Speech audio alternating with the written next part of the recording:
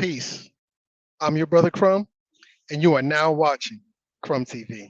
Hey, you are now watching Crumb TV. Crumb TV. Hey, we in Chicago, y'all, and y'all watching Crumb TV. It's your brother, Tim Buck 2, I say. You are now watching Crumb TV. You in Chi-Town finest, you hear me? Inglewood, always up to no good. Man, I'm telling my brother Crumb. You're watching Crumb TV. I'm your humble brother, and you are watching Crumb TV. Reporting live from the Wild Hunter Southside Chicago. And you now watching Crumb TV. And you're watching Crumb TV. Crumb TV, baby. Hey. Crumb TV.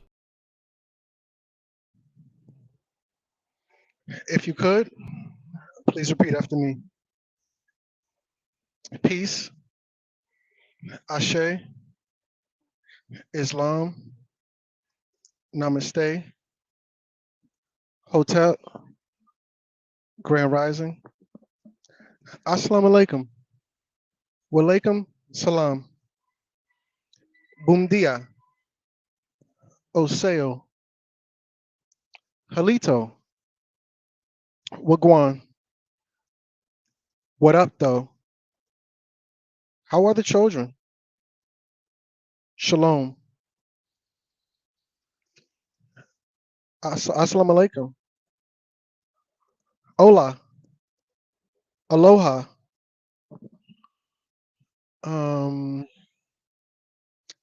Sak passe. Whatever the greeting is in your respective language, I am your humble brother Crumb, here for another installation of Crumb TV. You already know what it is, family. This video is called The Origins of Friday the 13th. That's right, family. But before I get into all of that, I want to do what I do best, and let's put some respect in your name by acknowledging the first responders. So let's get it how we get it. Number one in the building of the first responders is Conscious Connect. She says, ooh, spooky, with the ghosts, the jack-o'-lantern, oh, and the pen and the pad. Y'all better tap all the way in, not the pen and the pad. Let me find out. Number two in the building of this perfect trifecta, it's Music Land HQ 82. Family, y'all better tighten up. He says peace with the Ashe in there. I don't know if you caught that or not. And love, master teachers and students. That's right, family. I'm not saying I'm a master teacher. I'm a little bit too young for that. But some of the family is, so put some respect on their name. Number three in the building of this perfect trifecta, and I do want to extremely emphasize perfect. It's Cosmic Cutie. She says 666 with the smiling purple demon. And family, I don't want y'all to think demons are bad. It can go either way. Just like with you and me, it can go either way. So try your luck whichever way you want to play it. So shout out to all the family. I see all of y'all. I love all of y'all. I appreciate all of y'all. If we could, family, could we get a roll call? City, state, zip, coast, island, area code. However it is you rep your set. Let me see where the family is tapping in from. But before I go too deep into it, I want to also put some respect on the minister's name. We do have him in the building. Peace and light. Peace and light. How's it going? Peace. Oh, all is well. All is truly well. Thank you for asking. Minister, now, let's be honest. You need no introduction. You are a family and fan favorite. But just for the sake of decorum, can you tell the family who you are and where we can find you at? Absolutely, people. So it's me, misinformation, known as the M.O.I. I adopted that title from being the misinformation of Morris Science Temple number 14 out of Virginia Beach. So I kind of just held on to that title as the M.O.I. or Minister of Information. Always informing. So, I'm in the building, get your pen and your pad, take notes. As the infamous Dr. Booker T. Coleman used to say, don't believe a word I say, family. This is just information. Do your own research. By doing your own research based upon what we talk about today, the information becomes something you know and not what you heard. So that's who I am. Catch me on Instagram at Mr. Informant, and always, since day uno, on Crumb TV. Absolutely. Also, family, we are live on his platform as well. So hit that like button over there. Hit that sub button over there. You never know where he's going to be at. You never know where I'm going to be at. So just stay tuned in everywhere where you can find this dynamic duo. Okay, so with that said, family, This is probably one where the minister is really going to take the lead because he is the resident historian. Um, he always tells me a funny story. When I was growing up, summer school was a punishment. He told Right. me this is one day years ago. He he volunteered for summer school, and it was a history class. Is that true, Minister? Yeah, that's all fact. I think I was in like ninth or 10th grade, and I went to summer school for 3 years in a row. And my guidance counselor was like, "For what? You're passing your classes. Why would you volunteer and go to the fucking summer school?" I'm like, "I just want to go to history." So I ended up taking like Georgia history, AP history, all this stuff in high school, and then just not really understanding why I was innately drawn to history. Later in life, that did me some good. So yeah, I was just being obedient to a calling. I think back then to go forth and do that. I did enjoy my summer, but I was up every morning going to school also. So There you have it. Now, that's the real minister of information. He's dedicated since he was in the realm of being a master student himself. Okay, so with that said, as the minister always tells us, family, we have to start with a time and a place. So the time is going to be about 10:21, somewhere in that area, particularly. And the place is going to be Europe. I'm gonna just really quickly spoil the fun and give you the end, and then we'll start from the beginning, which is around the 10th century. Uh, so with that said, all right, so when we're dealing with Friday the 13th was the day the Knights of Templars got massacred by King Philip of France, and he drove them out of town. There was blood in the streets all the way up to the ankle, and he killed them. And their banks were underground catacombs, and he took all the money out of their stash box and replaced it with skulls and bones. But that was my rewound sound effects. Let's start from the beginning. Um, I'll Let me acquiesce that whole 10, 20, 21 thing. Minister, where do you think we should start this story at? uh, well, we talk about a start situation without drawing it out because we don't have that type of time. We would have to probably go back to around what was called the Punic Wars. Um, if the family's familiar with maybe not the Punic Wars. The Punic Wars were back during BC. Okay, BC era, and we're actually referring to the Crusade era. So two different eras, but I point out the Punic War. The Punic Wars were part of the catalyst that kicks off later what becomes the Crusade later. And the Punic Wars, if you're not familiar with that, please look it up. Punic. That is Latin persuasion for the word. Um, what do they call them? You got Semitic, Phoenician. Those Punic and Phoenician are synonymous words. So there's actually the Phoenician Wars. Um, when the Roman Empire particularly invaded Carthagena. If you're not familiar with Carthagena and the Roman Empire, then you're probably a little bit lost in what I'm talking about. But the Roman Empire sets up the Papists, going all the way back to the time of Constantine, coming forward. And we're going to talk about these different popes also who have what's called the ecclesiastical authority over anything to declare. Point to this real quick. Even now in 2023, well, I'm lying. As of 2018, it was no more. But before 2018, before any time you go to war with any country, you have to get permission from the Pope. So if you haven't noticed, there hasn't been any wars. I'm not talking about what's going on over there between cousins. It's just a family skirmish. I'm not talking about that shit. I mean, like an actual real war. World War II and Desert Shield, Desert Storm, Desert Fox was the wars they had to get permission from the Pope in order to go to war. And we'll talk about that in a minute about the Pope's secret army, which is called the Army of God. So I would definitely say around the Punic Wars kind of sets the stage for it.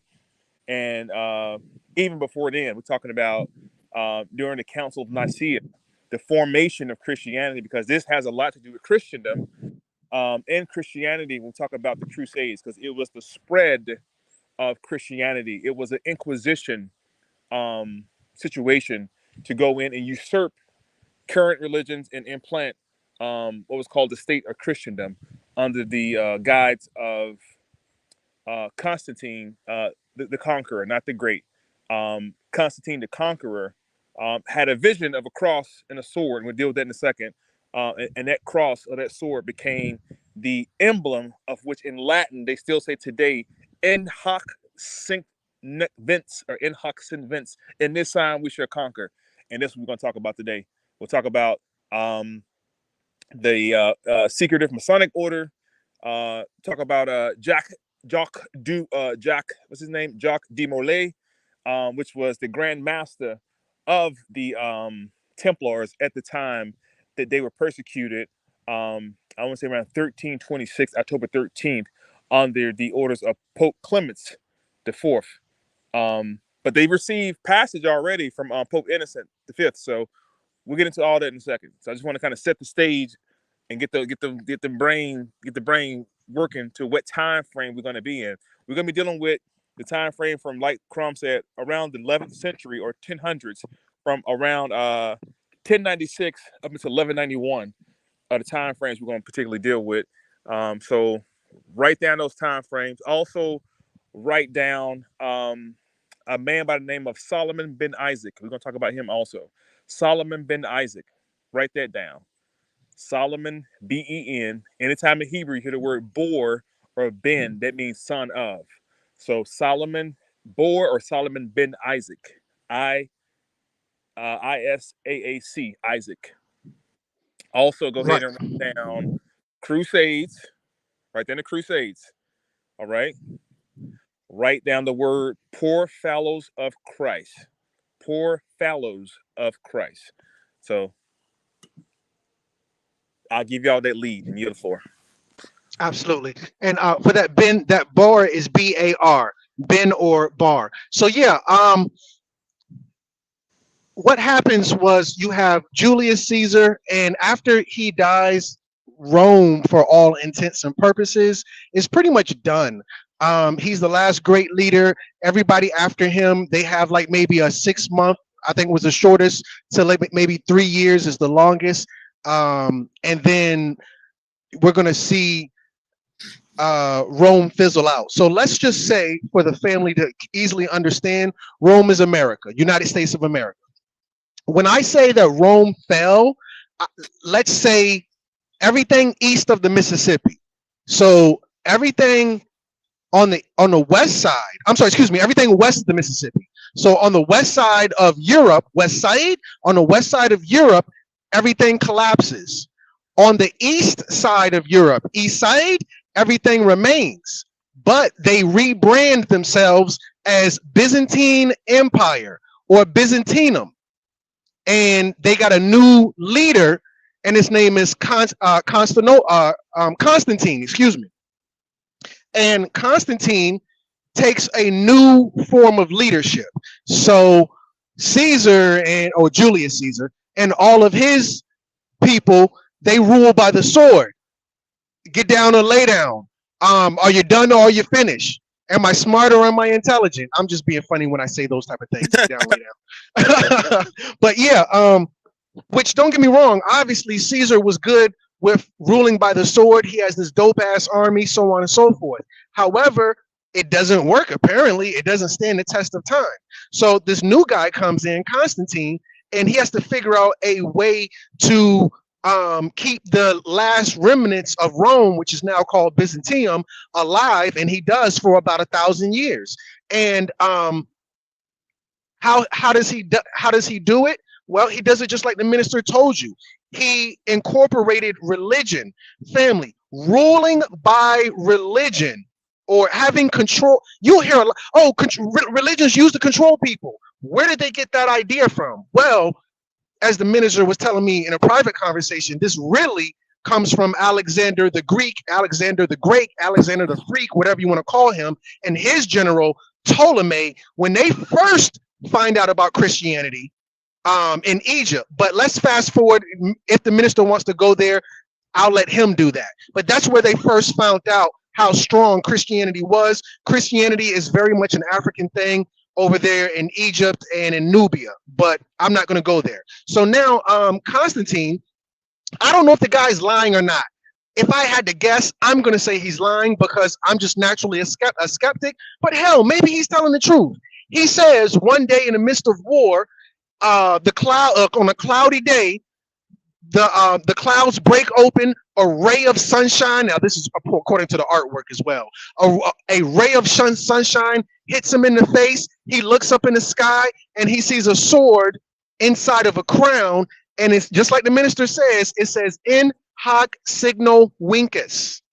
In this sign we shall conquer, or you shall conquer.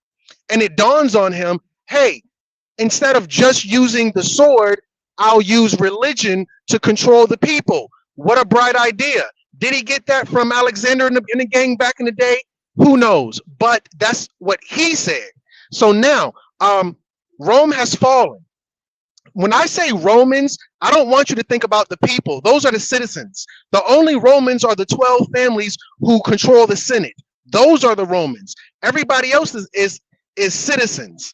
And these Roman families later induct a pope.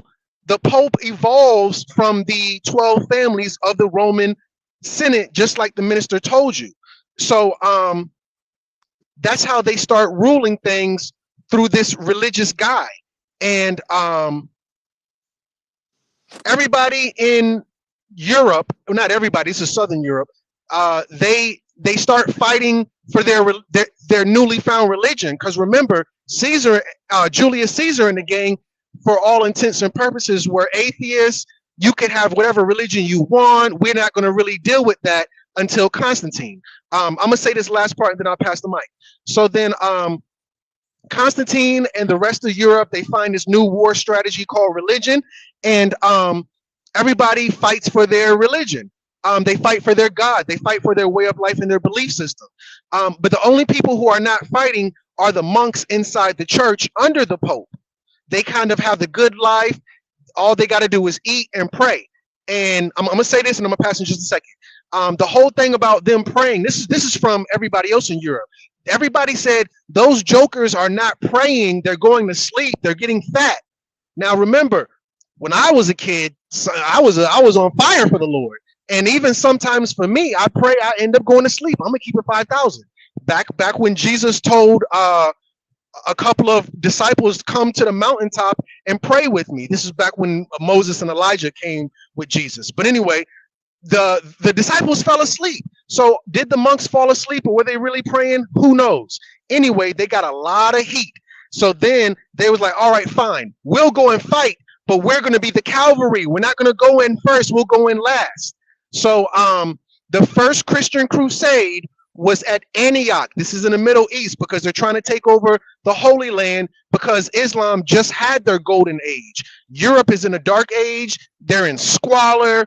They're no books, no sciences. This is after the Dark Ages. They haven't had their Renaissance with the Moors in I'm sorry, they did have their Renaissance with the Moors, but the Moors are teaching through Islam, because they came in at 711. The Crusades is about 11th century. So now they go into Antioch. This is these monk warriors. They're called, as the minister told you, they call themselves, or maybe they were called, the Poor Fellows of Christ. So they go in as the cavalry. After everybody in Europe goes in there, they kick ass, they kill people. Mostly everybody on the Islamic side dies. Mostly everybody on the Christian side died. So then the Poor Fellows of Christ, they go in there and there's nobody there, because they're the cavalry. They come in last. So they go in there and they basically just loot. On some George Floyd just died, we're gonna loot this bitch. So they go in and they take money and they take scriptures. They go back secretly, because there was nobody was there to say, oh, they took this, they took that. They go back secretly, and that's where I'm gonna yield the floor at. Minister, what say ye? Shit, no, you was on the fucking roll. I was here listening. Okay. You was on the roll. I was just waiting for you to come up to the time period. But what we need to do is go back in time for a second to understand when we say the Crusades, being that it was a holy war. because that's exactly what it was. And it wasn't even a war necessarily, but it was. And what I mean by that is the spread of what was called Mohammedanism. It wasn't called Right. Islam quite yet. It wasn't called Islam to 1929 when the first Quran was printed. Okay, I'm not saying that there was no Quran prior. Printing of a book gives way to the actual religious to the religion to the public. Otherwise, people are just speaking on something. They was called Florigiizing. Much like with the Crusades, we call it a holy war or a spread of Christendom, but there was no Bible printed yet. Okay, the first Bible, at least to where we understand it now, was not printed until the time of 1516 when it was retransliterated by Desiderius Erasmus, okay, into what was called the Nova Testamentum. So the reason I point the book, you have to have the book to spread the message. Before the book was printed, they would do what was called embellish or Florigiizing. They would just talk about what the fuck happened or what they thought happened, give it their interpretation. This becomes important because under the guise of this newfound religion that was established in 320 and 332 under Constantine at the Council of Nicaea. Now, Constantine didn't establish shit. He just, got on the phone, called his niggas up. They all got together and they decided this is what we're gonna do, right? Right. Minister, real quick, I just want to add value to what you were saying because a lot of people get confused because sometimes the minister goes so high level, it's hard to get up there with him. Prior to books, the minister is all wise, right, and exact. There were no books at this time. Back then, you had scrolls, you had tablets. That's why right now, when you get on a tablet, you scroll. When you get on a tablet, you scroll up and scroll down. Before there were books, there were tablets and scrolls. And Bill, not Bill Nye, but the guy who created Apple and Mac and all that stuff. Not Jim Jones. Damn, what's his name again, Minister? The guy who created Apple. The guy who created Apple computers and stuff. Oh, I forgot his name. White boy. Well, yes, somebody. He transitioned, but somebody in the listening audience, tell me what is the guy of the name who created Apple? But yeah, back then they did. Steve Jobs. Thank you. Back then they did not have books. They had tablets and scrolls. Steve Jobs knew the history. That's why when he came out with his electronic book called a tablet, you could scroll on it. I yield the floor. Please continue, Minister. That's a fact. And again, family, this stuff becomes important because you can't necessarily have a religion without a book. And I'll make my point and move on. If you're having a conversation with a Christian or a believer in the Christian faith, and you tell this Christian, I'm gonna ask you 5 questions, but you cannot refer to a book because there is no book. They can't answer no questions because everything they know is in the book. So same thing with most Muslims. Everything is in the book. Same thing with most Jews. It's in the book. Now, I'm gonna say this about the book and move on. With the book, you have what was said by the Most High or the Creator. Then you have what was said by men. And the Bible is known as the Old Testament, or what's called the Pentateuch, which is the first 5 books of Moshe. Then you have the New Testament, which is men talking. Mark, Matthew, Luke, so on and so forth. That's called the Angel, or what you call the New Testament, because the Bible is 2 books put under one cover. Say it again. The Bible is 2 books. It's the Torah, and it's also found religion called Christianity under the Angel. In Islam, you have something called what's called the Hadith. The Hadith is men talking. It's not Allah subhanahu wa ta'ala talking, right? And then in Judaism, you have what's called the Torah, right? Which is the book, the word of the Most High. Then you have another version that men are talking. So I want everybody to be crystal clear on when I say that. So now there's no book. There's no book, but there's an idea from Constantine. that Constantine has no power over Africa. Yes, we're going to Africa because now we have to go into the area we call Turkey. Turkey. Everything happened in Turkey. Last time I checked, Turkey was North Africa. It hasn't moved, I don't think. It's North Africa. So the invasion of Christendom now encroaches into Africa. This kicks off the Crusades. They're trying to push back this newfound religion called Mohammedanism. Now, who are the Mohammedanisms? Who believes in Mohammedanism? Okay, the ones who believe in Mohammedanism are also there. These are old. Moors say this is the old religion. The Mohammedanisms, the ones who believe in Muhammad, are already occupying Spain. They're occupying Spain and they're occupying parts of Europe. Constantine sets out on a conquest to recapture these parts of Europe, but he needs help from the Anglican Church. And the Anglican Church are mostly under what's called the House of Aragon. Write this shit down now. Write down what I'm telling y'all. Write down the House of Aragon. I think it's like Aragon, House of Aragon. We'll Correct. talk about House of Aragon. It's going to be very important again. House of Castile. Write that down. So I think it's Castilla. House of Castile, House of Aragon. Keep those two names in your head on a piece of paper because those are Moorish lineage. And this Moorish Islamic war, also known as the Crusades, Any movie you look up, say Crusades, you're going to see guys with turbans on their head fighting other guys with swords and shit. That's the Crusades. It was the Muslims or Moors against the Christian church. That was the Crusades. Why we keep saying it's the Crusades? Because now we're going to go to the time of who were called the Four Fellows of Christ. And you guys know them as the Knight Templars. Before you get to the Knight Templars, you have the Knights of Malta. And you have the Hospitallers. The Hospitallers and the Knights of Malta are like they're like our CIA and FBI that we have now. They are agents. They are agents. They're known as the elite. They're like the Marine Corps for the Pope. They're like the Navy SEALs for the Pope. See, the Poor Fellows of Christ or the Knight Templars was a new branch of military. And this new branch of military was headed by three generals that you need to know. The first person is Walter the Penniless, like a penny. Walter the Penniless. Walter. Walter the Penniless. The next person was Godfrey of the Bouillon, France. Walter the Penniless, free of the Bouillon. Then you had the last character by the name of Peter the Hermit. Write down Peter, and listen, let me put my fucking camera on. I'm not reading shit. I don't have anything in front of my face reading. I'm outside walking around. Teach. Walter the Penniless, Peter the Hermit, and Godfrey of the. They were given an edict, an order to go out and conquer a particular area in how you said? Ispole, Turkey, northern Turkey. They were put on order to go conquer that area.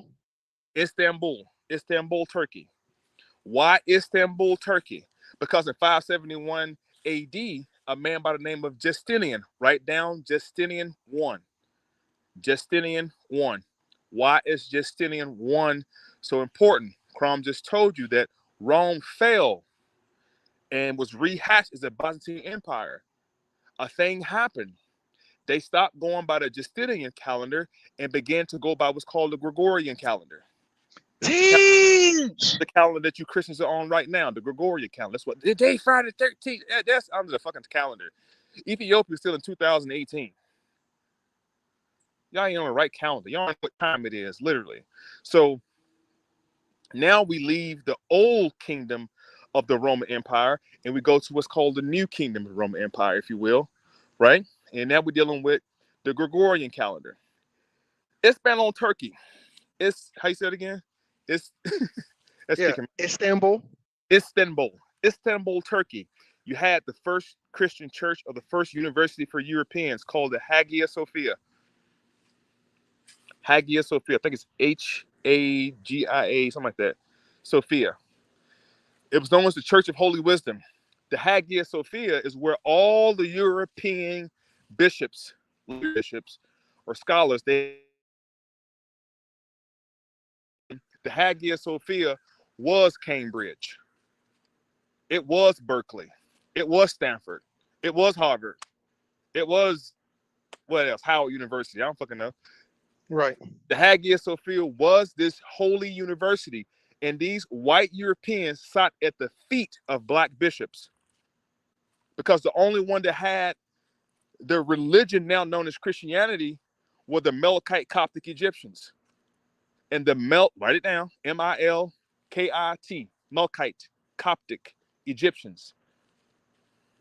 The Melkite Coptic Egyptians, who are nothing but Ethiopians, right? The Melkite Coptic Egyptians are the same family as the Beta Israel, the original Israelites who had the old ass book, the old Ethiopian Bible. They had that old book, which got transliterated, which got these white Christians, later Christians, got them excited because the Romans were already excited based on the fact that they had Serapis Christos, who was a Roman. Now, Serapis Christos had been in Egypt. Serapis Christos had closed down all the temples and opened up his church and tried to convert the Melkite Coptic Egyptians into his religion. They was like, nigga, no, our shit older and better. He caught on to it. So from Ptolemy Soter, which means savior, who created the ideology of Apis and Serapis and created what was called Osorapis. Why is this important? Osorapis became the catalyst. There was no pictures yet. The idea of Osorapis, later known as Jesus, that became the object of which Constantine wanted to invoke on these people. But he had a problem because these African bishops were not going for that shit. So if you write down African schism, write down North African schism. I told you, get your pen and your paper. Write down North African schism. And in this North African schism, you had two groups. And I'm going to go back to the Crusades. You had two groups. You had the Monophysites. Sound it out. M-O-N-O Physites. P-H-Y-S-I-T-E. Monophysites. And you had the Diophysites. The Diophysites, they believed in the duality that they was teaching. There was a duality of this new creature called Christ, who was both man and God. That's the Diophysite. It means duality, two. Now the Monophysites, they say, hell no, we can't go for that. He can't be God and man. But this schism kicks off the Second Nicaea Council. In the Second Nicaea Council, they decide to go what's called the Nicene Creed. And the Nicene Creed says God the Father, God the Son, God the Holy Ghost. And they agreed to that. And upon that agreement, they said, well, God has to have a mother. And they had what was called the Council of Ephesus. And the Council of Ephesus, Mary, a created creature, became what's called the Theotokos, the mother of God. Then you had the next council meeting called the Council of Chalcedon. And the Council of Chalcedon is basically what the but the Romans used this information to later spawn up what's called Christendom. There's still no book. We don't get a book until the 1400s. And it's only 1 or 2 fucking books because Europe cannot read, family. Nobody in Europe in the 15th, 14th, 13th century could not fucking read or write. They couldn't. Only ones who could read or write were individuals who was in the monastery, kings or noblemen who had a little bit of money to send their children to these monasteries to learn how to read and write. But the mass population of Europe could not read or write. So there was no book. So upon the converting Europe and many of the Roman Empire, a lot of people refused to convert. So the ones who refused to convert, they were slaughtered or killed or labeled as heathens. And because these heathens were not talking about this new religion, everything they spoke on was called heresy. They were called heretics. Now, the Knight Templars later will be called heretics or heresy because they were not doing as such. They were not going around spreading the gospel as they were instructed to do. Now back to Godfrey the Bullion, Walter the Penniless, and Peter the Hermit. The man by the name of Solomon Bor Isaac commissioned these three generals part of northern Turkey, where the Hagia Sophia was. And y'all are going over there. They're coming from Europe now, going through North Africa. While y'all are going over there now, y'all ain't got to pay no fucking taxes, no tolls. HOV lane wide open. Matter of fact, don't even put no tags on your horses. Y'all good. Y'all sovereign. Just go. Not the HOV lane. They agreed to it. But once they got to that part of North Africa, guess who they encountered? They encountered nobles. Now the nobles, who y'all haven't seen the movie The Mummy. They were the men with the all black on, protecting the pyramids, making sure those invaders or those discoverers in the movie couldn't get inside the fucking pyramid. Them motherfuckers, they wore all black tents in the desert at night so you could not see them. They come from the Koresh tribe. The Koresh tribe, right, comes from off the offspring of what's his name? Isaac's brother, Ishmael. Ishmael, second son, which is the same tribe supposedly that the prophet Muhammad, may peace be upon him, this tribe he come from. So these individuals are sworn protectors of the desert. So while these white boys are coming through to a horse, coming through the desert, they encountered these noblemen. Now, I'm gonna take a pause right here. What I'm talking about, family, is what? The Knight Templar degree in Masonry and the Shriner degree. The Shriners, or the nobles, met the Knight Templars.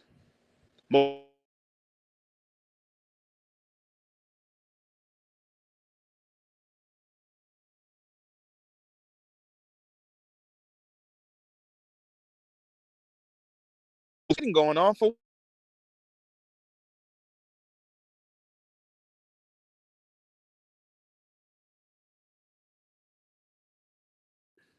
from being robbed. That was the only point. Nobles, they were allowed into the temple. The Knight Templars were allowed into the temples. Minister, A regular Mason can't go in the temple. I'm just gonna give you that one. You have went out if there are any for a Masons little listening, right? If there are any third degree Masons listening, if you and I'm giving y'all permission to ask the question to any Mason. You ask any Mason you see, where were you made a Mason? And their response should be in a regularly constituted lodge, in a room next to a regularly constituted lodge, representing the third chamber of King Solomon's temple. That's what they're gonna tell you. And you ask them, how could you go into the third chamber? You're not a priest. Masons can't go in the third chamber. Masons were not allowed to even go in the fucking temple. You were dirty. You workers couldn't go in there. So I want you guys to understand that key right there. So now, let me wrap this up. So now you have the Knight Templars and you have the nobles in the desert having a conversation. And the nobles begin to express the stories of Mohammedanism. Hold on. Okay, I'm doing something. She can't come out here. So sorry, but so now what happens is these noblemen and these crusaders, they meet up and start to have conversation under the starlights in the desert. And these Knight Templars find out these motherfuckers ain't so bad. And these white boys, in I think it was 1860 or 1850, come back to New York. I fast forward a little bit. They come back to New York, and this is the setup and the guides of your first Shriner temple in America, based on the connection from the Knight Templars and the nobles in the desert during the time of the Crusades. The only other time that the nobles and the Knight Templars really fight is in Spain after the fall of Granada. And the House of Aragon decided that these Muslims, what they call Muslims. They were not ever called Muslims. They were called Muslims. These Muslims have to get the fuck out of Spain. And in fact, take the Jews with you. We don't want them here either. And this was known as the Spanish Inquisition. This was 1489 it started. So now I've gone from 1096 AD all the way to 1489. Over a span of 400 plus years, you had inquisitions and crusades happening. How did the Knight Templars get so popular? I just told you that they had free reign. In order to become a Knight Templar, you had to give up everything. There were 3 degrees in Knight Templars. Remember this. The initiate were all white. We're not permitted to marry. We're not permitted to own anything. The next degree, they wore all green. They were the priests. They blessed the food, prayed over everybody. They were the holy men, kind of like the chaplains in the military. The third, they wore all black with a white cross. You think it's a cross. It's 4 arrows connecting, touching one another. This is known as the Cross of Malta. The Knights of Malta, when they're in their service dress uniform, it's the same uniform Marcus Garvey had on. I yield the floor. You know what? I don't know why you not on that note. Oh my God. Okay. Right. Oh my God. He ain't right for doing it like that. Okay, absolutely. Well, I'll pick up from there. So these Knights of Templar who start out as the poor fellows of Christ, and it's funny that they're poor because they end up rich. They have power, they have money, and they have knowledge because they're going through a dark age, and the Middle East just had their Islamic golden age. This is the Middle East. Architecture, literature in terms of like calligraphy and things like that. Science, remember chemistry comes from the Middle East. So on and so forth. So now, after they go on that first crusade, this is the Battle of Antioch. And after they come back from Antioch, after meeting in the desert, they take these teachings. But remember, they're the cavalry, and everybody else who fought at Antioch is dead. They're the only ones coming back. So dead men tell no tales.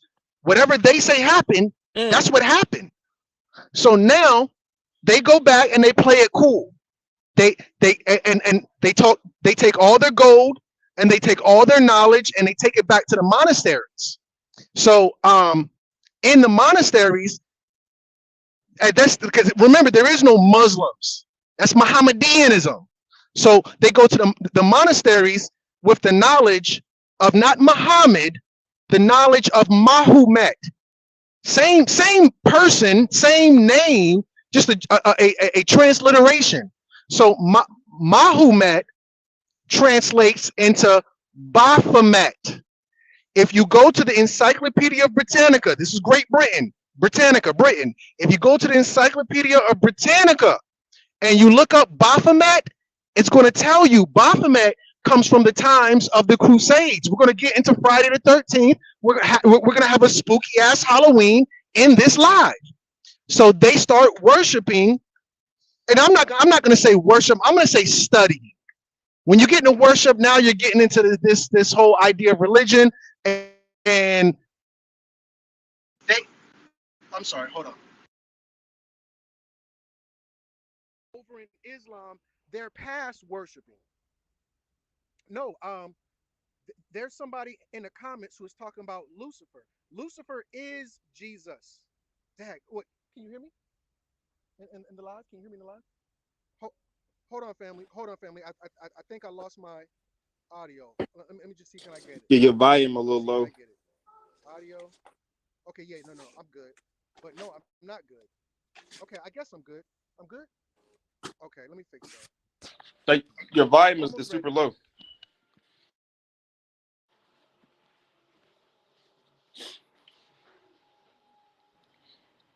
Can you hear me now? Okay. Yep, it's way better. Be better now. Okay. So now,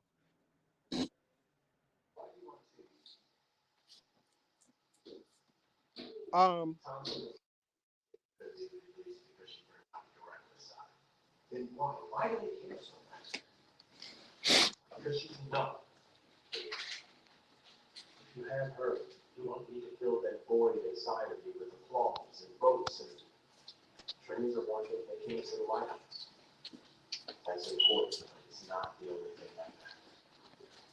You good now?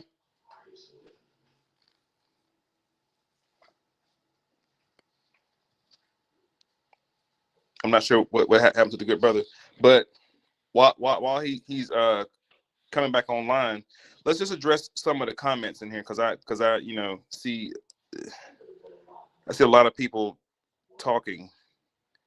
On code 247. Appreciate that. Yeah, definitely hit that notification button. Who else is in here? Big Vape, K Ritos. He said start over from Shriners and Knight Templars. It cut off. The whole thing cut off. Y'all hear none of that shit at all? That was a lot. That was a lot. I don't even know what the hell I just said. That was a lot of information. What he's on code 247 says lot of racists. I'm not sure what YT means. Boys use multicross. Okay, that's what they mean. 8500 says don't get deceived by the enemy fallen angels. Okay. On code 247 says again, the Islamic secret society called assassins work with the Templars. Facts. And that's the name of them. On code 247, great fucking point. That's what I was trying to think of. They were all black. They were called the assassins. I think it's another term for them too. It weren't the Assyrians. They were called something else too, but absolutely the assassins. Baphomet is a French word for Muhammad, for sure. It is. The Battle of Antioch, Conscious Connect. The Battle of Antioch, 1098, was a military engagement fought between Christian forces on the First Crusade and Muslim coalition led by I can't even say that. True. Oh, white. Okay. I didn't know what YT mean. I got to excuse me. I don't be on this shit like that. YT means white. Okay. I didn't know that. Now I know. On code 247 is definitely on code. It says some wrap a turban around their fez. That's a whole other story within itself. Why the turban was around the fez, but that goes into the French Foreign Legion. If you look at the uniform, I'm back. look up the uniform of French Foreign Legion. In the uniform of the French Foreign Legion, you'll see them with the fez. Some call it fez. The short versions call it a tarbouche.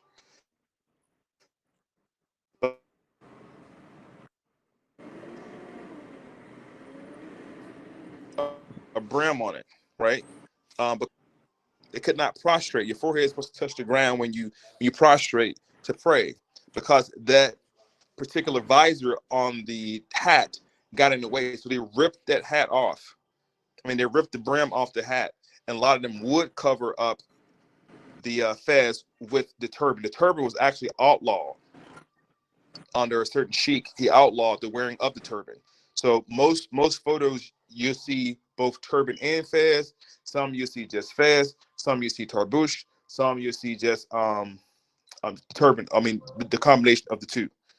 So that's absolutely correct. Absolutely correct. Absolutely on point. Baseball caps came from that. I wouldn't doubt it. So I'm not sure what happened to the good brother Crumb. Crumb still there?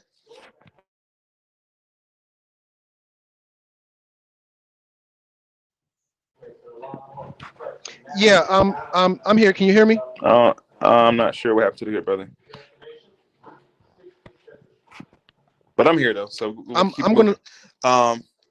Yeah, basically. I'm, We got to I'm gonna invite leave and on come code right on back. My live, apologies. because on Please excuse code me. is on code. On code 247. On point. With the hat, real quick, we go back to the Crusades in a second. With the hat also, if you look up the word Joel, Joel, a Joel, which was a tall version with a brim all the way around, right? Later, Europeans came to North America, took the Joel and folded the sides up and called it a cowboy hat. The Joel is also a different verification of the fez also. It's called a Joel, Joel. I think it's called a Joel. Yeah, Joel, which is also a hat as well. I gotta see what happened to Crom. The bros just he lose service.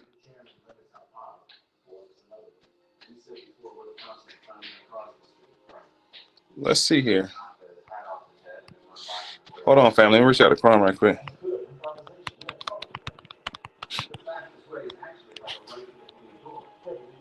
Let's get him back on here. I'm not sure what just happened. Yeah, absolutely. Joel is kind of a fedora. Great fucking point. The center part is just a little bit taller though. For a Joel, the center part, just the middle is taller. On the fedora or cowboy hat, they bent the sides straight up and they put a crease down the center of it, and they made it shorter. So, in all intents purposes, a cowboy hat or fedora, the centerpiece would be considered what's called a tarbouche, and they put a brim around the whole hat, right? In correlation with the elongated cap and the elongated skull. I don't know. I think the wearing the fezzes and stuff came way after any ancient relatives with long skulls came on the planet. I could be wrong, but I don't see any historical connection to that at all. And again, while Crum is still coming up here, y'all guys have any questions about, because I've put out a lot of information, and I do apologize when I go on a rant, man. It should be just, it'd be wide open. I can see the information, I can recall the information, and as y'all was seeing, I was outside. I don't have no notes in front of me. That was straight off the fucking dome. You know what I'm saying? That was straight off the dome. And I'm just blessed that I can do that information. But anytime you deal with history, family, make sure you deal with time. Minister, can you hear me? Anytime you're dealing with history, family, make sure you deal with time and space. When I was referring to the diaphysitic and the monophysites, I didn't get into the fact that before you get into the schism or the African schism, you deal with the fact that Constantine gave up his donation. And the donation is just a commemorative ecclesiastical authority. Like, he gave his authority over to an African bishop, and he became pope. The African bishop became pope. His name is Sylvester I. And this was at the Council of Ferrara. The Council of Ferrara. This is when Constantine became a Christian himself, before he sought out to invoke the spread of the religion of Christendom. And there's a difference between Christianity and Christendom. Big difference. Christendom is what we mostly bear witness to happening to all of the Native Americans around the world when European conquerors came on the shores. That's Christendom. That's the conquest. That was given under the edict of what's called an ecclesiastical authority, or edict that was issued. What was his name? I think Pope Innocent did that. It's called the Indica Terra Divina. That's like 1490, 1491. Then 1492, of course, Colombo came over here with that edict in his hand, claiming lands over here on the ecclesiastical authority of the Pope. Now, let's go to the Knight Templars real quick before we wrap and get up out of here, because I'm not sure what happened to Crum. But dealing with the Knight Templars. Well, I think I just got back. The Knight Templars proceed to go into northern Africa or Turkey, and they begin to set up shop. And by setting up shop, they built a walled city. A walled city. It's both Turkey. Minister, can you hear me? All right, back outside is better. They proceeded to go to northern Africa or Turkey, and they built a walled city in 1096. It's 1096 AD. They were ran out of this particular area of North Africa in 1191 by the Mammoth Egyptians. Look it up. And again, I want everybody under the sound of my voice to please do your own research. Don't believe a word I tell y'all. Go do your own research. All right. Now, again, they were dispatched. They were dispatched to go to Turkey in the first place under the orders of Solomon Bar Isaac. He was known as Rashid. Solomon Bar Isaac, aka Rashid. They were sent to go over to this area to set up a particular city or particular area.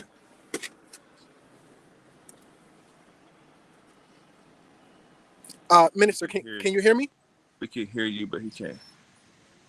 Oh, he's back on here? I didn't know that. Yeah, I'm here. Can you hear me?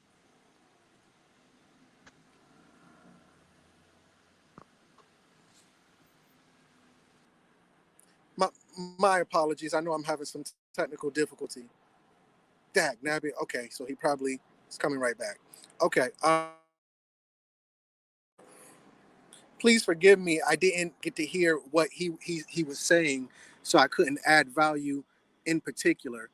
But I will say this. Well, hold on. The minister's back. I think we're good. Hold on. Let me just chime him back in. Let me chime him back in, family, and then I'm back. Can you hear me? Do the tag team. Are you able to hear me? Yep. All right, cool. Yes, sir. Yeah, I'm not even sure where I left off at or where they started listening at when I was talking earlier. I think I was just about to get into the whole entirety of the what happened for the Knight Templars. Right. Yeah, I think I was about to get into that. So I'm just gonna pick it back up from there. So what ends up happening is, as I told you guys earlier, those three generals in the Crusades, Walter the Penniless, Peter the Hermit, and Godfrey the Bullion, were sent over to North Africa and Turkey to set up a walled city to construct what was called the Temple of Solomon. Historically, there has never been a Solomon's temple in the Bible, like in real life. It's just a biblical story. The actual temple that they was constructing or reconstructing was for Solomon ben Isaac. Now, Solomon ben Isaac, who they call Rashid, was what's known as a Lombard. If you don't know what write down Lombard. Go look up what is a Lombard. A Lombard is also known as a baron, because the Knight Templars accumulated so much fucking wealth, they became the lenders to different kingdoms. And if you couldn't pay them back, they worked out a deal some kind of way. I can't tell you what deal they worked out, but they worked out a deal when certain kingdoms could not pay them back because they acquired so much wealth. Imagine if 30,000 of us were to get together in a community, and all the wealth, whatever wealth you have, whatever skill set you have, you only contributed to that community for 400 years or 300 years. And well, go ahead, bro. I just want to jump in right there real quick.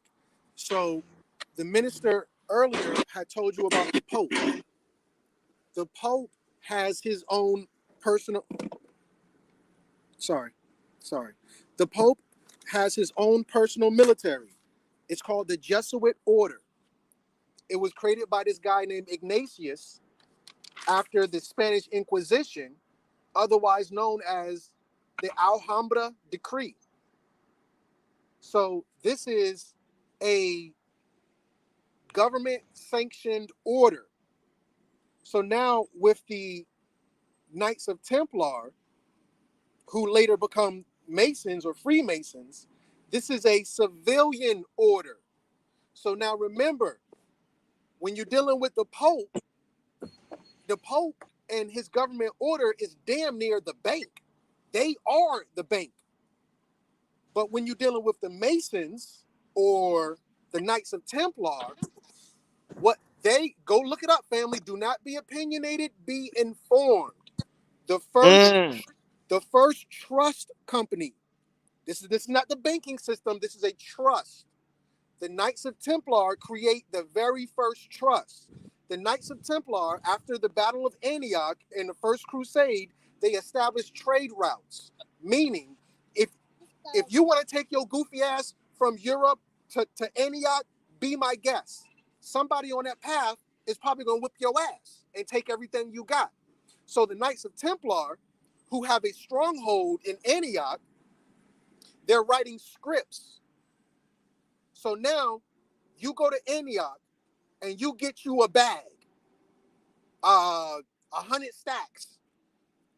Your ass cannot take those 100 stacks back to Europe. It's not happening, Jack. So you write a script. I'm sorry. You give your money to the Knights Templar. I got 100 stacks. I'm going to give it to you. Knights Templar will write you a note, a script. Says this script is good for 100 stacks. Remember, the pen is mightier than the sword. So they take this script and they walk the path. No, nothing on me, no backpack, no satchel, no fanny pack. I know a lot of you young niggas be rocking the fanny packs. Nothing like that. So nobody on the path thinks I have anything. Don't be fresh as hell when the feds watching, family. So now, because on that trade route, they're going to jump you if you look like you got money.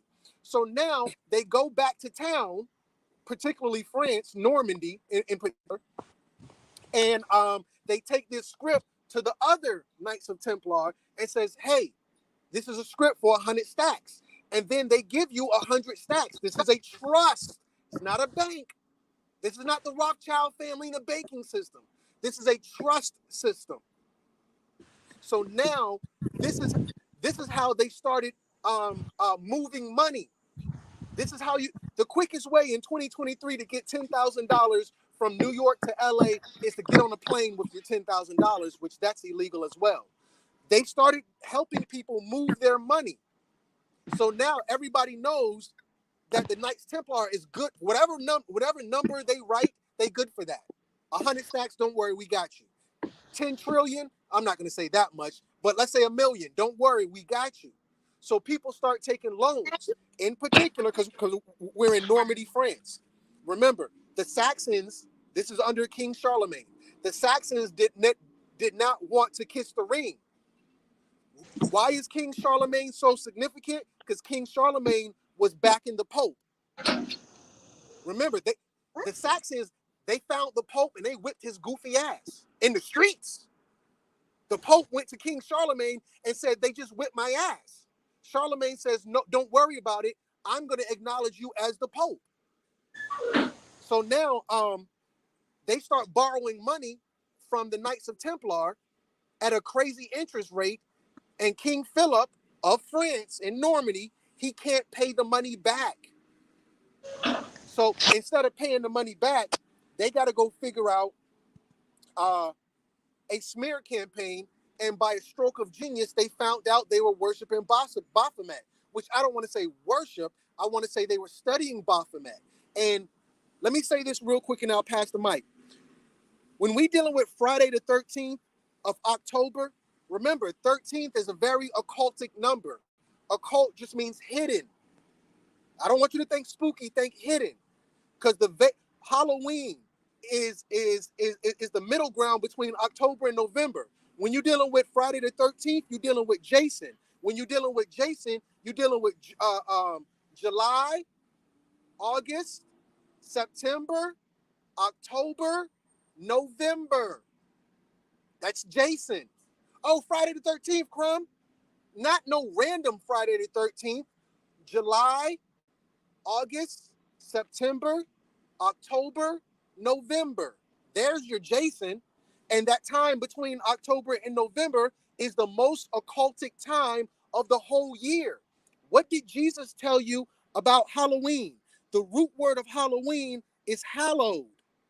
Not hollow like empty, hallow. Jesus told you. How did Jesus tell you to pray? The Lord's Prayer. Our Father, whom art in heaven, hallowed be thy name. This is the holy time. October is the holy time. This is Memorial Day. So Philip finds out that they're worshiping Baphomet or studying Islamic Golden Age. When I say Baphomet, don't get spooky on me, family. Think Islamic Golden Age. Hidden, not spooky. Hallow, not hollow. Somebody type hollow, Eve. Hollow means empty. Hallow, root word, means holy. So now you have this holy time, because this is all a religious war. King Philip kills everybody, empties out the their stash box, which is a catacomb. It's an underground tunnel, and they take out all the money and replace it with their skulls. Everybody we killed, we're gonna line all of these hallways with your skulls and your bones. So then the Knights Templars, they run because they're no longer welcome over here anymore. These are citizens helping out the average Joe, not the Pope and his Jesuit order helping out the government. This is an NGO. This is a nonprofit organization. So now they go on the seas, because on the seas you can't, you don't have any power. This is maritime law at this point. And now they raise a flag, and on their flag, it's an all black flag. After the people, these Knights of Templar, after they run, they go in these boats, and the boats have a black flag with two pictures. If you know what the picture is, press 000. If you don't, I'm sorry. If you know what the picture is, type in the name. What's on the black flag? If you don't know what's on the black flag, type 000. If you don't know what was on that black flag, type 000. If you do know what's on the black flag, type in what was on the black flag. I'm gonna give y'all just a second, and then we can continue. My apologies, Minister. I just want to test the family real quick, just to see who knows. I want to see who the disciples are.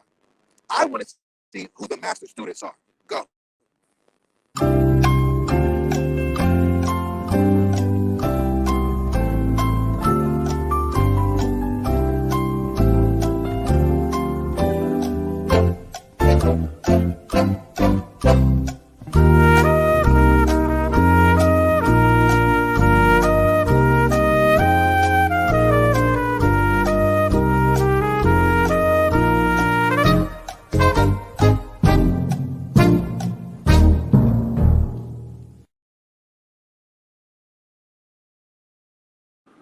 Okay, so it looks like Big Vape FK. I can't make that out. But anyway, Righteous. righteous. Yeah. So he says on the flag was a skull and bones.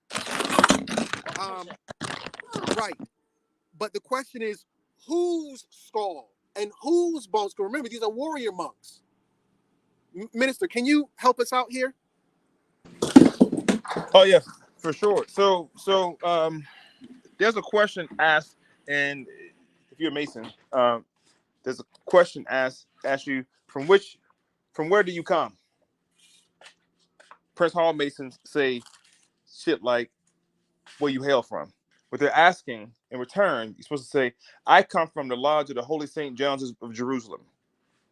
I come from the lodge of the Holy St. John's, plural, of Jerusalem. There's John the Baptist and there's John the Evangelist. John the Baptist, as we all should know, was beheaded. After he baptized Jesus, he was arrested, and then they took him to trial, and I think the queen wanted his head on a platter, and the king abided by it and cut his head off. So for all intents and purposes, the skull and bone is supposed to be the head, the skull, the head of John the Baptist, and two femur bones. That becomes significant because I told y'all earlier in 1191, once the Knights Templar was ran out of North Africa, Turkey, by the Mamluk Egyptians, they fled. They fled with the treasure chests of silver and gold. They fled with deeds, land, and supposedly they came across the Holy Grail, supposedly. and they had all this stuff in these treasure chests, right? And as they were leaving out of northern Turkey, they sailed around the Horn of Africa, and Pope Clemens had already issued the decree. I want to talk about the decree for 1 second. Pope Clement, in response to his public pressure, along with the more bullying King Philip. Now, at this point, you guys have heard the name King Philip. You've heard Pope Clement. You've heard Pope Innocent. This is around the same time, all right?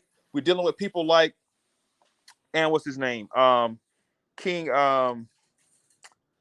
Leo the Lionheart. Around the same time, King Leo the Lionheart and the Crusades is around the same time frame.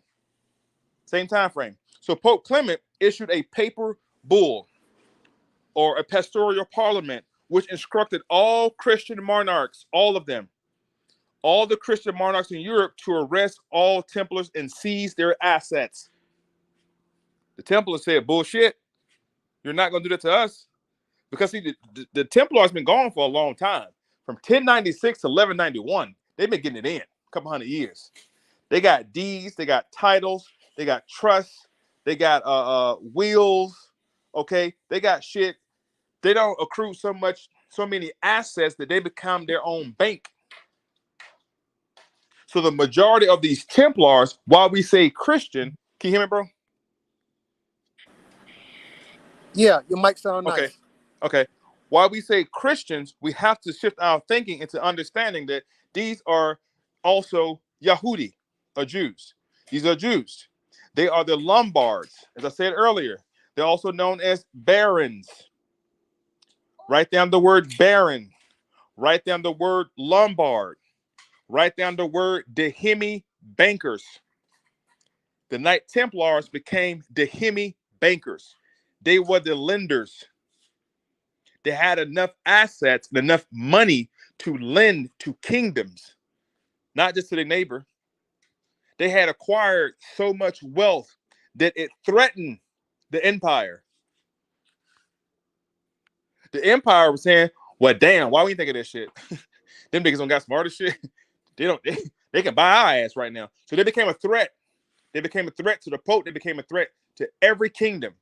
So Pope Clemens, along with King Philip, issues an order to kill and attack every Templar you see. All of them. And this edict that was issued, they were easy to spot, the Knight Templars family, because they had a big ass white flag with a red cross on it. That sounds familiar? Now, of course, you're gonna say, yeah, that's the emblem of the Knight Templars. Actually, it was not. That was called the Hospitallers flag, and the Hospitaller flag was preceded by what was called the Crestorian cross. And the Crestorian cross and the Hospitaller flag, after the Hospitaller flag, they did not fly the skull and crossbone. They didn't fly the black flag immediately. They went by what's called a shield or a crest, and that crest was called a triple tailleur. Masons, and you get that triple tailleur by being in what degree? The Royal Arc degree. You become a Royal Arc Mason.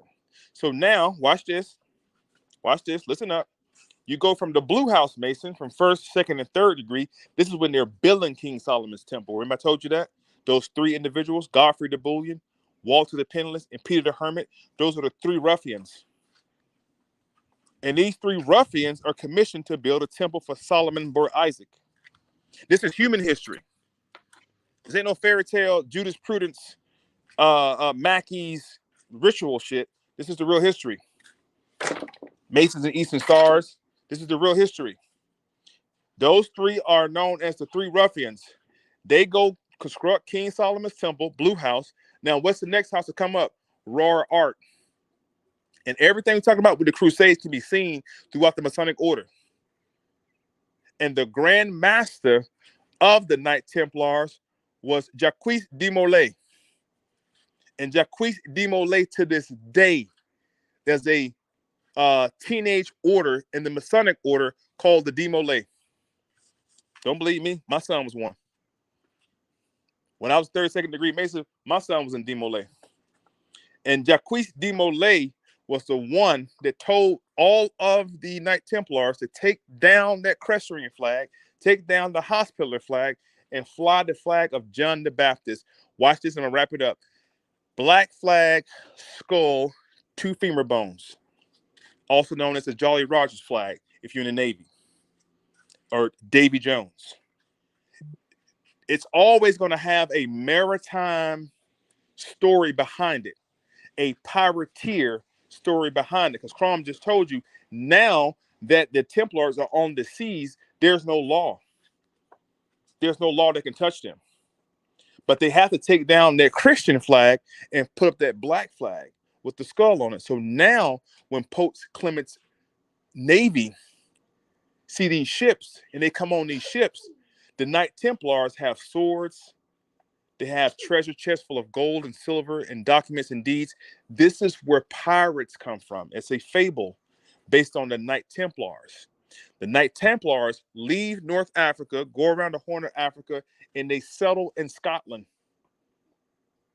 They settle in Scotland.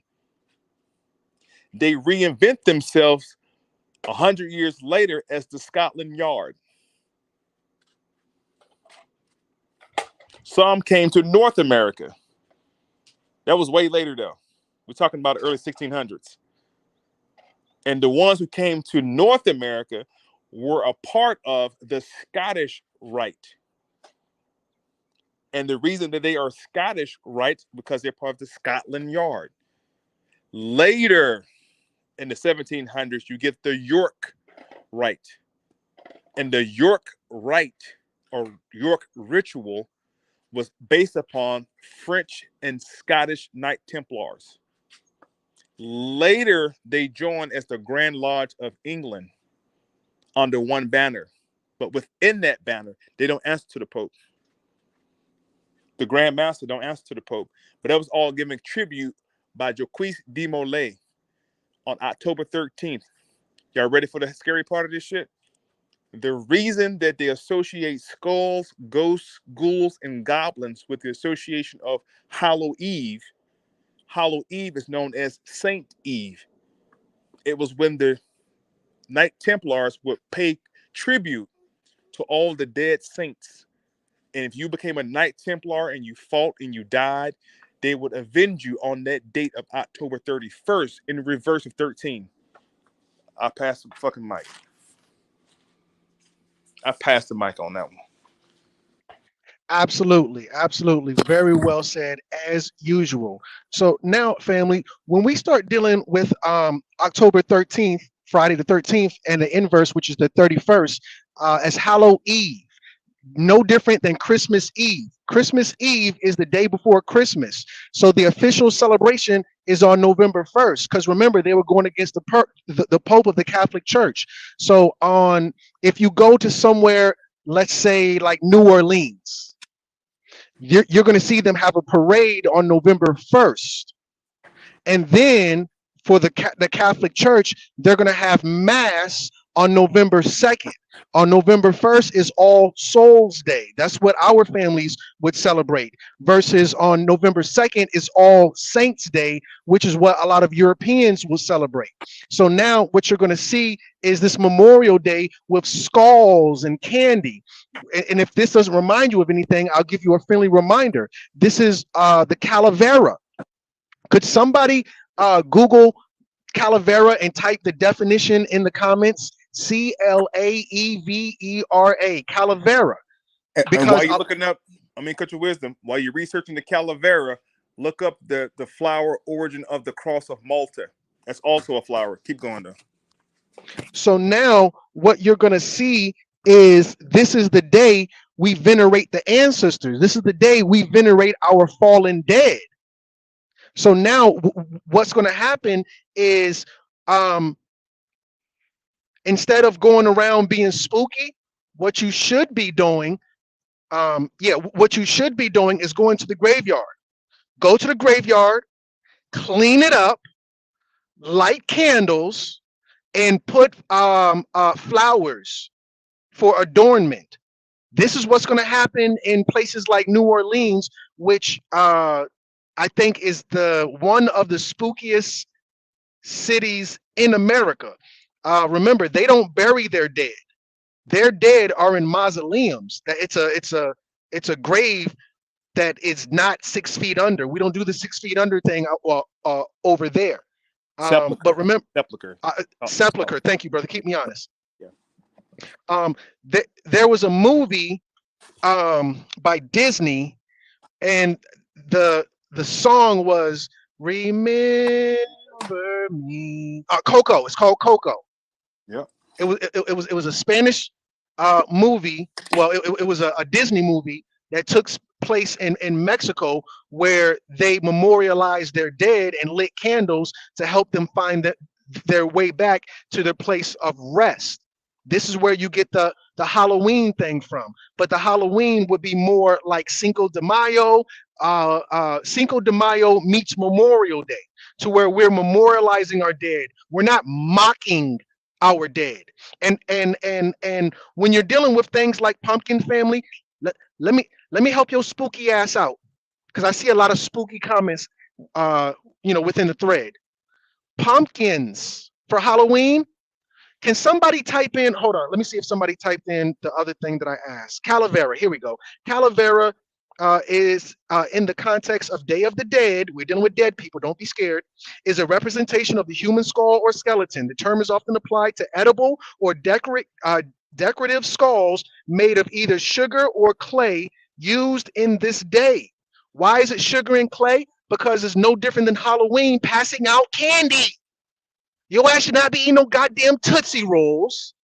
You should be eating skulls to demystify, despookify your mind from the spookism, to where you're scared to venerate your ancestors. Remember, when you're dealing with October, the veil is thin. What veil, Crumb? The veil between between the spiritual and the physical. If you got a message to send to grandma, send it to her on that day and she'll get it. If grandma got a message to send to you, and if you're in the right mindset, you'll get it. So now, with that said, Calavera, Day of the Dead. Oh yeah, pumpkins. Somebody Google right now, because Crumb, you're dealing with Halloween and that type of stuff, and that's all European stuff. Okay, fine. If that's what you want to believe, then fine. Believe whatever it is you want to believe. Somebody right now Google, tell me where pumpkins are indigenous to. Anybody under the sound of my voice, Google it. Tell me, where are pumpkins indigenous to? So now, while you're looking that up, take your time. While you're looking that up, that skull and crossbone fraternity, it can continue. Let me back up, because I'm gonna get into the skull and crossbones in a second, but I'm gonna bring it to America. So now, the poor righteous, the poor fellows of Christ, they go down there and they got all the information for the Islamic age. The Islamic golden age, and they take it back to Europe and they put it in their monasteries. Now, y'all talk so much crap about Masons, all these initiations, but those monasteries were your very first schools. Not only could you not read and write in Europe, your ass was not allowed to read and write. See, y'all talk so much shit about American slavery. It was the same thing in Europe. The average goofy ass European dude could not just go and learn some shit. We'll beat your goofy ass. You got a book? Where'd you get that from? I'll kill you behind that. You know what we had to do to get books? We had to go into Antioch and fight in war. And you think you're just gonna pick up a book willy-nilly? I'll cut your hand off.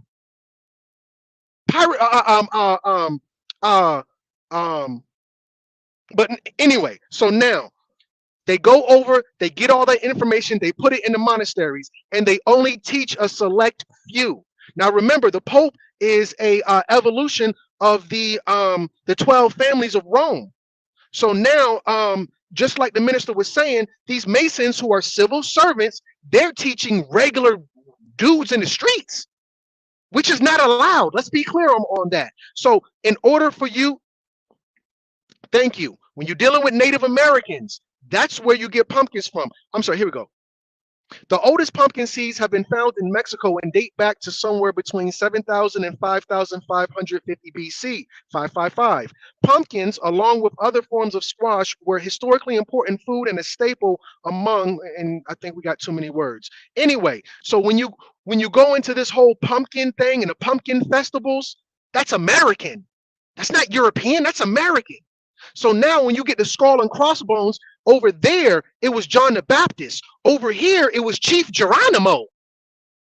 It was the skull and crossbones. That skull belonged to Chief. No, the skull. It's still in Harvard University right now. It's still in Harvard University right as we speak. 2023, Friday the 13th. That skull and crossbone is still over in Harvard University. And that's the skull of Chief Geronimo, just bringing it to this land right here. Nothing wrong with anything studying over there, but the same applies over here as well. But let me go back to the schooling thing real quick. So in the monasteries, the only way for your ass to get into the monastery is to be initiated. And y'all talk so much shit about Masons, but tell me this: don't your child need to be initiated into them damn schools, especially them higher learning? I don't care if your child want to go to elementary school. If if you want to, the best schools in America are Catholic schools, bar none. The best schools in America are Catholic schools. If you want your child to get into a Catholic school, you got to go through an initiation. You got to pay tuition. You got to get a reference. If you want to be, you can't just walk into no fucking Masonic lodge. I want to be a Mason. Bitch, who you know? You can't just walk in here and say, I want to be a Mason. You got to get a referral. A Mason gotta walk you in. Yeah, he good. If you don't got nobody to co-sign you, you can't get in here. Same thing in them schools. If you want to get in that school, you gotta have a reference. You gotta have so many community service. What is it called? Yeah, community service hours. You gotta have a certain GPA. You gotta be a pillar of the community. This is the same thing in the Masonic Lodge. So now, when your children go to these schools, it's a Masonic initiation. That's why if you want to join a fraternal order like these Greek letters, if you want to get your Greek letter, you want to be a Q, you want to be a Delta, you want to be a Kappa, you got to get initiated. This is all in the learning facility. I'm sorry, excuse me. This is all in the learning institution. This is all Masonic, family. Your ass is very Masonic. Well, I've never been initiated. Yes, you have. You Christians have been initiated. When the preacher dunks you in the water, you die. Or you got to be reborn. To be reborn, you got to die. What are you talking about?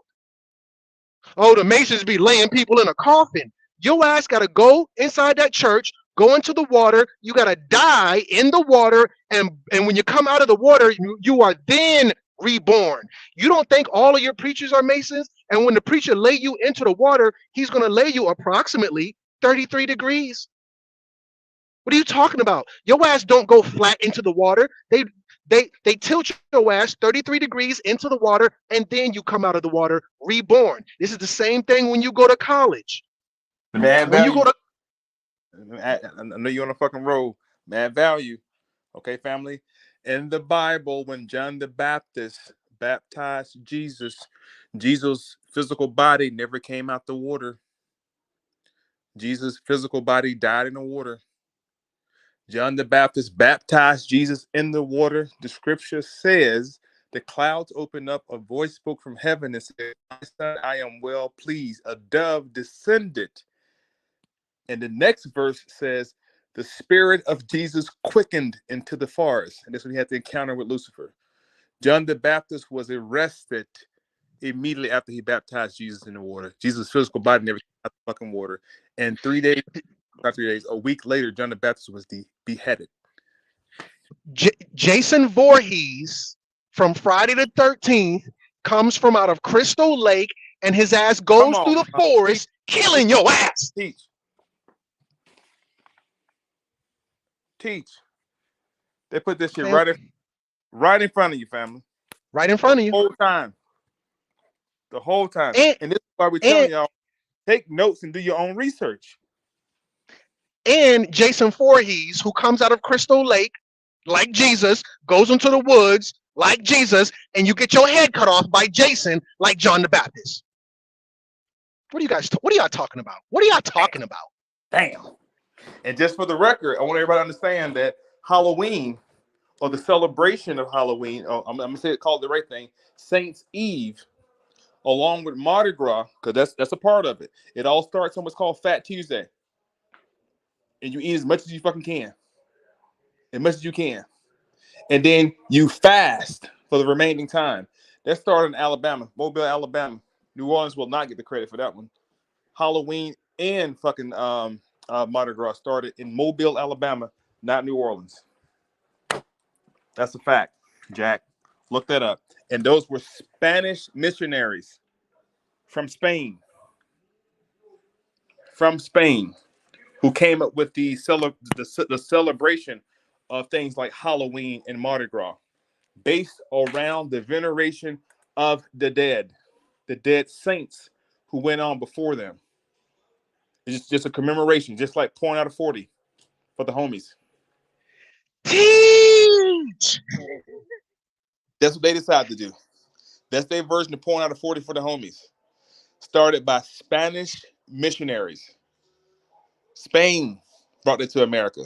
The celebratory event itself, the ancestors, took it and flipped it, did some shit with it. But Europeans from Spain brought it to Mobile, Alabama first. Hallow Eve, along with the veneration of John the Baptist's skull, comes from Spain, or Spanish Knight Templars, rather.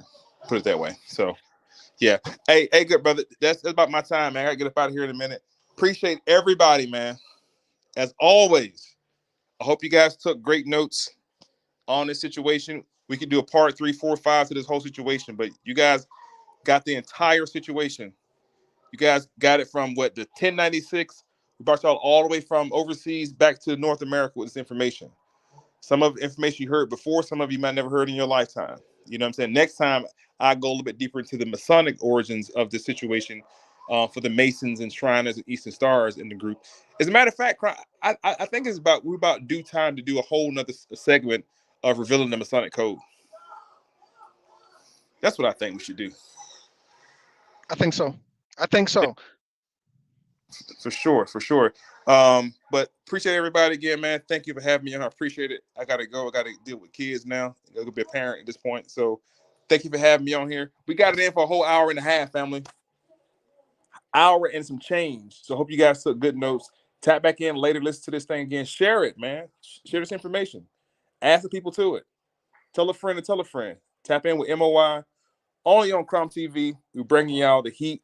Happy Hallow Eve. I'm fucking with y'all. Happy Friday the 13th. Tomorrow, very important message for all my sisters, for all my witches, my green witches and my white witches, which are the good witches, supposedly. All my sisters who are into Wicca or witchcraft, make sure you set your stones out tonight at midnight. Let them absorb tonight all the way through Saturday. Saturday is a new moon. Saturday is also a solar eclipse. Okay? So make sure we absorb the energy. Tonight at midnight, a new portal will open for approximately 5 days. Cast away all worries, fears, doubts about yourself. Get rid of all that shit into this fucking portal and invoke new energy. With that being said, I pass the mic. Thank y'all, family. Appreciate y'all, man. Thanks for tapping in with your boy. You are now watching Crumb TV. Peace. Brother Red Pill representing Know the Ledge, one half of the Twin Pillars. I am here rocking with Crumb TV. You are watching Crumb TV. You can find me on Crumb TV. You can catch me on Crumb TV. This is Chief Kalanago here at Crumb TV. I am Joy Allen of the Memoirs of a Karmic Dynasty in the Crumb TV studio. Honored to be on your program, brother. Peace. Peace. Crumb TV.